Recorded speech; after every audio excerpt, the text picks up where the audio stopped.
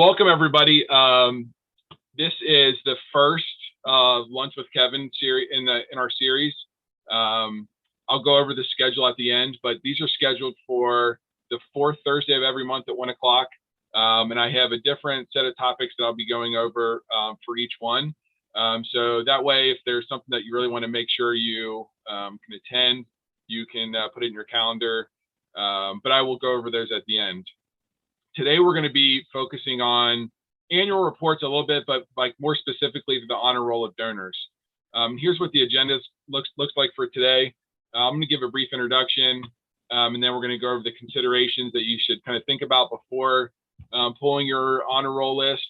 We'll look at the pros and cons of using the donor category report versus an export. I have a few tips and tricks that I want to share that are kind of independent of Razor's Edge, but things to think about when you're building your honor roll of donors. We'll have some time at the end for questions, and then, like I said earlier, we'll go over the upcoming schedule of what these lunches are going to look like. So first, a little bit about me. My name is Kevin Wood. I was born and raised and live currently in Cincinnati, Ohio. I've been married for just over 13 years. And I've got 4 girls. There's a picture of them. Luckily, they take after their looks. In the looks department, they take after their mother and not me. Kind of background about me professionally, I've been a Razor's Edge client for the last 15 years. Started off in higher ed at Northern Kentucky University for a couple years. Left there and went to a hospital foundation here in Cincinnati. Was there for 2 years. And then the last 10 and a half years, I was at Moeller High School, which is a private all-boys high school, where I was the development operations manager, kind of did all of the behind-the-scenes database administrator, all the list queries, exports, all the data that came out of the office kind of passed through me, gift entry and acknowledgement and that sort of thing. Throughout my career, I've been an independent consultant for just kind of locally here, word of mouth advertising, just picking up clients in all different verticals here in like Ohio, Kentucky, Indiana area. And then back in February this year, I decided to make the jump full time to consulting, where I joined NPACT. And we kind of have 2 sides to the company. One side, we offer foundation financial cloud management software, some add-ons to Financial Edge. And then the other side of the company is we have a team of consultants that about half of us do Financial Edge, half of us do Razor's Edge. And one of the biggest reasons why I decided to leave my last job was because I really just love helping organizations achieve their mission. I think I have a unique skill set that I have a kind of a foot in development and a foot on the tech side as well. So I think that lends itself well to consulting. A fun fact about myself, my lifelong goal is to appear on Jeopardy one day. So I love trivia. If you guys wouldn't mind, just a brief intro in the chat, name, organization, kind of what your responsibilities are, and then just so I can have an idea of who we have here with us, and then I will continue.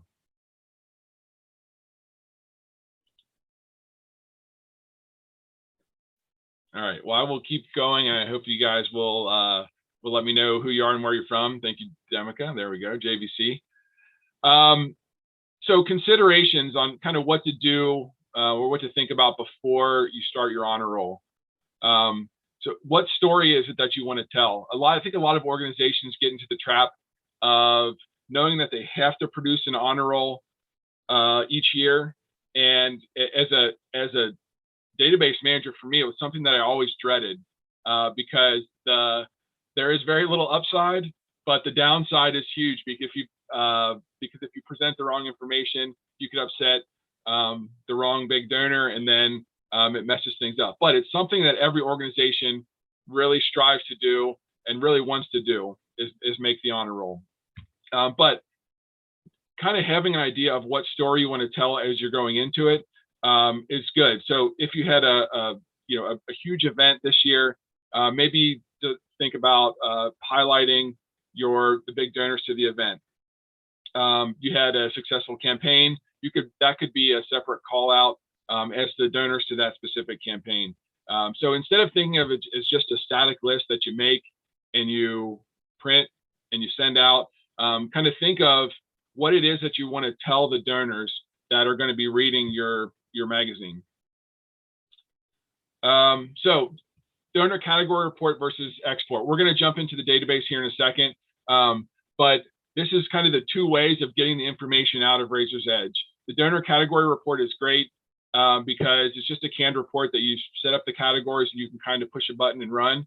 But there are some limitations that I think as you know, donor advised funds have become, the popularity has grown a lot in recent years. And it's one of the big reasons why we kind of have to steer away from the donor category report and kind of lean towards the export. But I'll go through both of them here in a second. Oops. There we go. Next, constituencies to segment. You know, at a school, you see a lot of alumni, current parent, past parent, but you know, kind of having an idea of what constituency groups you want to hit in your honor roll is important. So, for example, you could have, you know, board members, volunteers, businesses and foundations, community partners. You could have a special call out for your planned giving society. So having those kind of ideas of what constituency groups to hit is important. And one of the things that I always like to say when I'm talking about this is that your honor roll does not have to look like it did last year. You know, people, database administrators will be like, okay, was that time of year again? I'm just going to do what I did last year. I really like to push our development directors to really kind of think outside the box and make the development of your honor roll a kind of an evolution from year to year. We'll talk about this when we get to into Razor's Edge, but I really wanted to call out anonymous giving. Some organizations have a lot of anonymous donors, and it's really important. It's very, very, very important to make sure that if someone lets you know they were giving anonymously, that their name doesn't end up in an honor roll somewhere. This happens all the time. And again, like I said before, you know, the last thing you want to do from your honor roll is upset your donors by either putting them in the wrong category or listing their name when they don't want to be listed. And so there's two areas that I'm gonna focus on here when we talk about the donor category report that will address this. And finally, the last thing to consider is what gifts are included, or what gift types, what campaigns, funds, and appeals that you want to include. At my last job, I called the export that I used for the honor roll the kitchen sink report. We included every single kind of gift to the organization. We included gifting kinds. We included soft credits. So, you know, I've never had a donor call me and say, you guys put me in too high of a category. The exact opposite will happen, that you publish it and you missed a big soft credit from a donor advised fund or from a matching gift or from a business, and they're in the lowest category when they should be in the highest category. So really focusing on what gift types, campaigns, funds, and appeals are to be included in your report. So we're going to jump into Razor's Edge and go through the differences kind of between the donor category report and then the export. So the very first thing in order to use a donor category report is you have to set up your donor categories, and those are kind of buried in config. So we're going to go into config, and they are tables. So out of the box from Razor's Edge, you get 3 donor category groups, and they're here under tables. So we've got one here that was set up earlier. There's one here. And then we've got this blank one that I'm just going to go ahead and add a few values into, just so I can show you what that looks like. So we hit new table entry, and let's see, we got donors that, and this amount is the minimum amount that they need to get into that category. So kind of start from the bottom and work your way up. So our donors are at $100. Our let's see, our friends. Let's do friends at 500. Let's do, what do we know? Let's do patrons. That's a good one. Patrons at 1,000. And then let's do one more. Let's do benefactors at 5,000. So you can't get to your donor category report without setting up your donor categories first. So it's what we did there. And the donor category report is under analytical reports. And it's the call out right here, donor category report. And I have one started here. And so this looks very familiar, like many other financial reporting that you have under the canned report section. If you want to start with a query, I always like to do all records because you can filter on date ranges here. So this, would be obviously if I'm running this now, our fiscal year ends in 7 days, so we're going to do this current fiscal year to produce that list. For this though, I'm in a test environment and I don't have a ton of gifts in here, so I'm just going to include all dates though, so I have some good data to look at. So this is what I said before about soft credits. We have the option of crediting soft credits to the donor, to the recipient, or to both. And so I'll start with both, and I'll show you why this may not work for you. Same with matching gifts, donor, matching gift company, or both. And then we want the details. So we want a list of the people by category. So we have our normal kind of gift filters here. Again, maybe you have a membership fund that you want to, that is not donations, or you don't consider donations. So maybe you want to exclude a membership fund, or maybe there's some event funds that you want to exclude. You can do that here. Same with campaigns and appeals. Gift types the same way. I like to include everything, like I said before. The one thing to note about this is that if you include pledge payments, so that's all the gift types that start with pay, and pledges, you want to make sure you use the gift balance instead of the gift amount. So that way that you can include the total pledge amount, but then also include the pledge payments in there, and you're not double counting anything or kind of overinflating any summaries. Really don't do anything with attributes. I guess you can include and exclude different records if you kind of have keep track of that stuff in attributes. You can do that here. But I want to jump to the format tab. So under the detail section of the format, you can see how you want the report ordered. Most of the time I do constituent last name, but if you wanted to kind of give a lowest to highest, you can do it by amount given. This is where we define which donor category table that is used. So as you can see, this was the first one we looked at, the second one we looked at, and here's the third one that I just made a little bit ago. So it's here right away for us to use. If you wanted to, if you only report on certain categories, you can certainly pick which ones you want here. But for this case, we're gonna include all of them. I have this later on in the presentation, but I do want to talk about addressees. So very infrequently we see honor rolls where it would just say Kevin Wood. We really want to make the formal title in there. So some cleanup that you can do throughout the year is making sure your addressees are clean and they are in there the way you want it to print. The last thing you want to do is wait until the week you're pulling your honor roll and you have thousands of addressees that you need to clean up in order to be able to send this to the printer. So so for here, we're going to select the from individual, and this will look at the primary addressee on the individual's record and pull that. And then, if they don't have that, you can maybe pull a different one or just pull their full name if there isn't a primary addressee on the record. Okay, so I think this is a good start for us, and we're going to run this and see what it looks like. If you guys have any questions throughout, there'll be some time at the end for Q&A, but you can throw them in the chat, and then I'm kind of keeping an eye on it, but we'll be sure to answer them at the end. I don't want you to forget anything. Okay, so I have an output query selected, so I'm going to go ahead and save this because we're going to use it later. But I wanted to pull this up. So this is what the donor category report looks like. This could be good enough to export to Excel and send to your marketing person to put it together, or send it to your printer.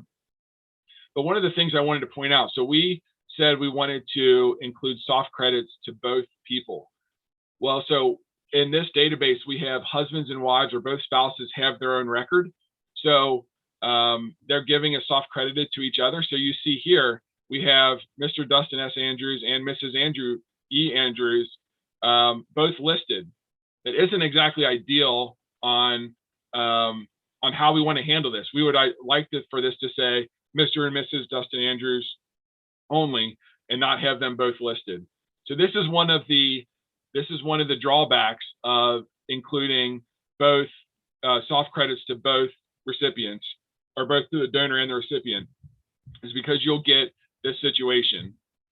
But like I referred to earlier with the donor advised funds, the popularity of those is growing drastically. We certainly don't want to exclude individual giving from a donor advised fund.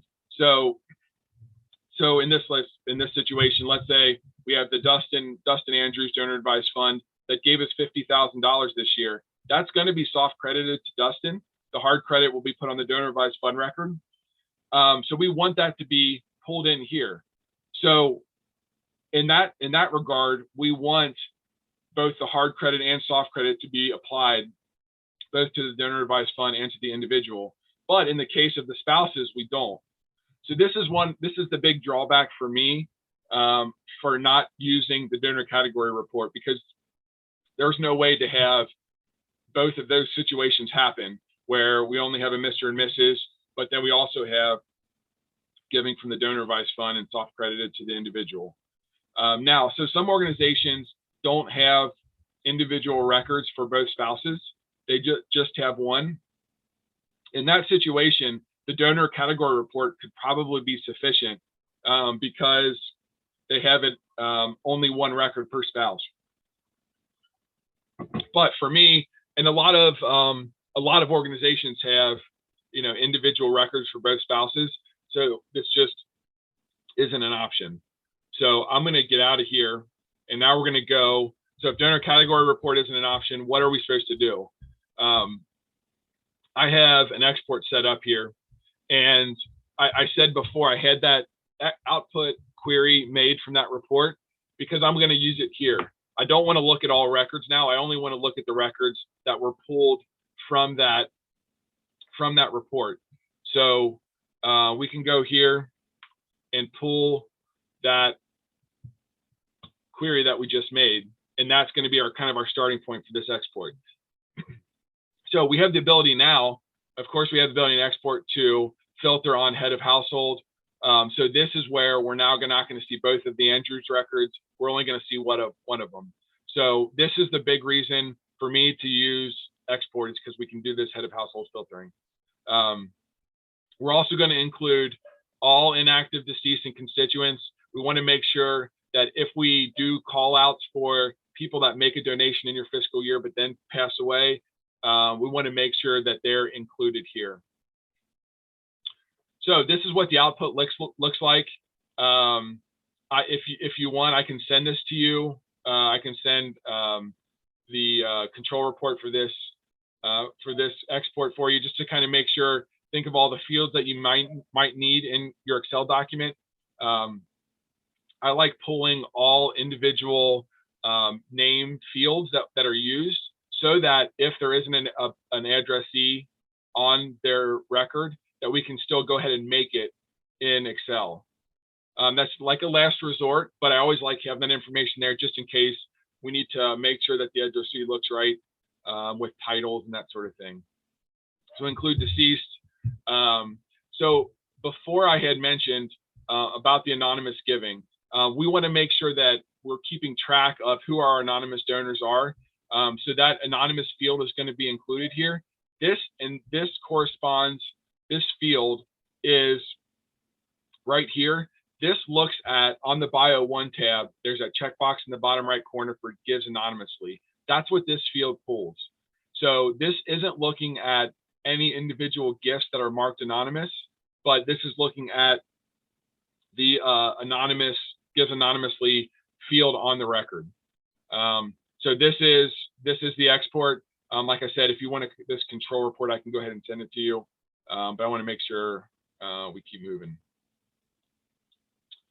Okay, I think that's it for. Is there anything else I wanted to touch on in Razor's Edge? I think that's it. Okay, so let's jump back into our presentation. I want to make sure we keep an eye on the time here. Okay, so tips and tricks. This is one of the things that I put in about 3 years ago at my old job that is such a very cool idea as it relates to the honor roll. What we call this is a printer's proof. And this is something that gets ran a month before the end of your fiscal year or end of your calendar year, kind of whenever you run your honor roll. And what we do is we make the honor roll early, and we put it all together, and we put it into a web magazine. So let me pull this over. This is what it looks like. So we put it into a web magazine, and we basically put this together, and we send it out just by email. So this is kind of a free thing to do. Is you put this together and you pair it with this email. And I had asked, this is what my old school did, and I asked them to be able to use this. But this is the communication that went out a couple weeks ago for them, and or I guess a week ago for them. And it says, hey, our fiscal year is getting ready to end. Click here to see what the printer's proof is going to look like, to see if your name is going to be included in our honor roll. And this does a couple of things. One, it helps you clean up your data. So people that pass away, people that get divorced, people that get married, they will tell you that their addressee needs to be changed. So that's one thing. But it will also, we use this like it was our end of fiscal year appeal, because this really does generate interest in giving. People love seeing their name listed in whatever you're going to send out. So we're giving them the opportunity to see what it's going to look like ahead of time, so that they still have, in this case, 14 days to make a gift, to then see their name being included in the honor roll. So this is a really benefit. This got a ton of had a lot of success when we started it, and it's something now that they do every year. And again, you're going to be doing this anyway after the fiscal year, after the calendar year ends. So do it a month early, put it out to the masses, and then the amount of interest that this gains is really positive. You have a call to action here to click here to donate. So everything can be done in this email. And like I said, just about all of this is a free solicitation for you. And it's something better than just your typical end of fiscal year email to say like, time's running out, time to make your gift. This is it's just a kind of an interactive way of getting that last ask in. Was there one more here? Okay, again, I mentioned this before. Addressees have got to be cleaned up. Don't wait until the last minute to do this. Do it throughout the year. Maybe make it a monthly task just to go in and make sure that everyone that all individual records have an addressee populated. If not, put it in. So anonymous giving, I mentioned before, that on your export that gives anonymously is the field that you bring over. I have a query that I wrote, very simple query, just to look and see if there's anybody that might not be marked as gives anonymously, but has a gift in your fiscal year that is marked anonymous. There's kind of two different situations there. So this is the criteria in that query. So gift date equals this year, and either they are marked as gives anonymously, or there is a gift that is marked as anonymous. This is a really good touch point that you can have for your donors, to just email them or call them to say, hey, we're getting ready to publish our honor roll. Do you still want your name anonymous? We have a gift marked anonymous. Do you want to be listed or not? Thank you for your gift. It's a really good touch point for your donors, and just to make sure again that you're not upsetting anybody by having their name listed when you're not supposed to. The other thing, I know we're running out of time here, but the other thing that I like to do is I have a document that I keep year round, that anytime as I was doing gift entry or a donor reached out to me that is a special situation. And there's not a ton of examples that I can have that are special situations, but you know them when you see them. That I always keep a running list of things that to remind myself when I'm making the honor roll to make sure that I gets updated, whether it's manually putting someone in a different donor category, maybe it's how they want their name displayed, whatever the case is. Any of those special situations, make sure you have them highlighted throughout the year so that you can pull it up when you're making your honor roll. Distribution list for actually when you go to send it out. A lot of people under the age of 35 or 30 don't go to their mailbox. They don't read their mail. There is an argument to be made that, to cut down on mailing costs, just email out your honor roll and annual report to your people under a certain age range or a certain demographic, and then mail the rest of them. Because the last thing you want is to mail a magazine to someone that's just going to throw it away. It's a waste of a lot of money. So just looking at segmentations on your mailing. Okay, I ran through that pretty quickly. Time went fast. It is almost 1:30, but I just wanted to give anybody an opportunity to either unmute themselves and ask any questions or have any comments or put them in the chat.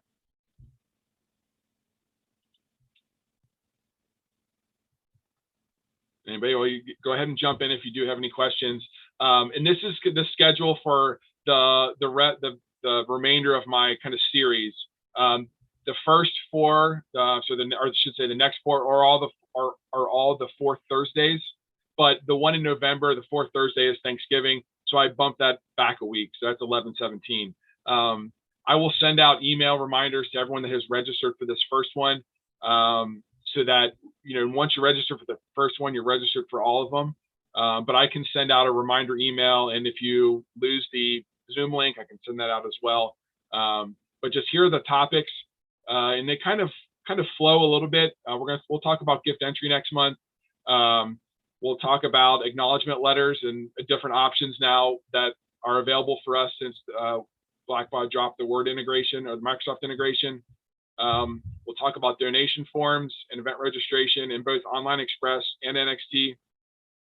And then Giving Tuesday, as we know, is at the end of November. So we'll talk about Giving Tuesday in October, things to prepare, things to think about, maybe different solicitation strategies as it relates to Giving Tuesday.